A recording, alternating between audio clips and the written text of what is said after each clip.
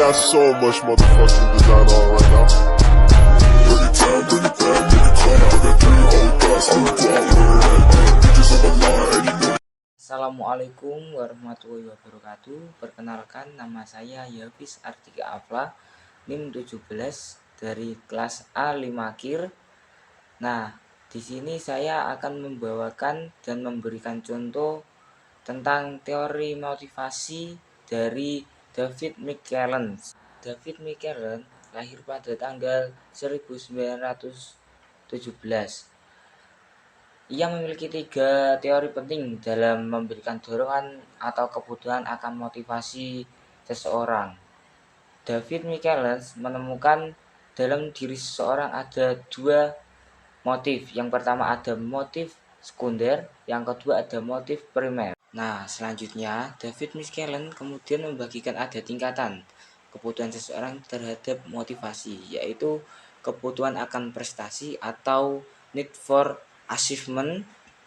Selanjutnya ada kebutuhan akan afiliasi atau need for affiliation, dan kebutuhan akan kekuasaan need power.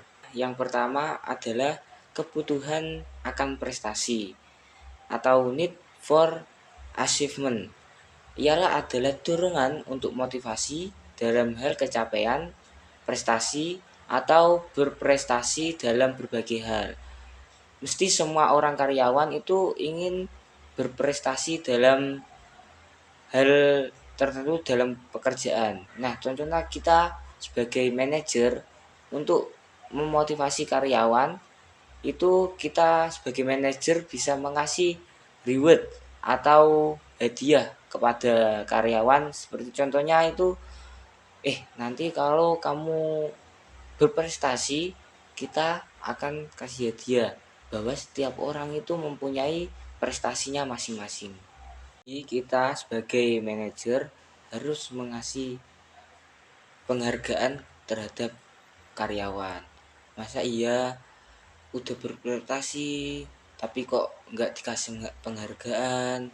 Nah, nanti karyawan itu malah males. Yang kedua ada kebutuhan akan afiliasi atau need for affiliation, juga sering disebut sebagai kebutuhan kelompok, pertemanan, atau sahabat.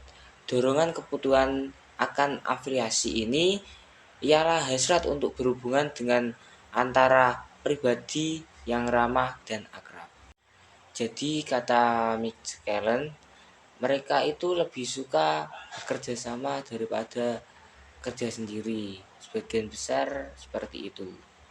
Jadi membuat tim-tim untuk bekerja sama untuk dapat mencapai keberhasilan. Nah, seperti itu. Selanjutnya, yang ketiga ada kebutuhan akan kekuasaan atau need for power. Menurut McClelland mengatakan kebutuhan akan kekuasaan sangat berhubungan dengan kebutuhan untuk mencapai suatu posisi kepemimpinan. Need for power ialah motivasi seseorang akan tujuannya dalam mencapai kekuasaan, di mana ia akan memiliki karakter yang kuat, termotivasi karena lingkungan yang juga punya jiwa berjuang untuk memimpin, menyampaikan ide atau gagasan dalam tujuan untuk kemenangan. Nah, setiap karyawan itu pasti lama-lama untuk mencapaikan prestasi, nanti dia juga termotivasi untuk jadi pemimpin yang kuat dalam suatu kelompok tersebut.